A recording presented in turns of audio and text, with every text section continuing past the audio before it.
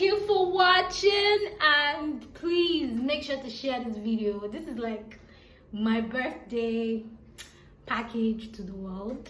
Yes, so I decided to bless the world with this beautiful song that ministers so much grace, so much message, so much life. Oftentimes we tend to be very expectant of people, expecting people to do things for us, and then sometimes we attach our emotions, attach our feelings, attach our happiness to what people do for us.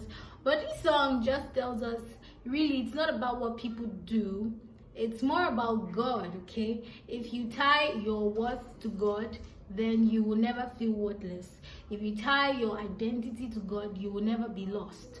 So I just hope this song ministers to somebody, and you know, if you're attaching your happiness, your worth, and your joy to people, they will always crush it. But God will never crush it. You know, it's not about how you feel right now, it's about what God says. If God says you are loved, sister, brother, you are loved. Have a very beautiful day. Thank you for watching. Mwah!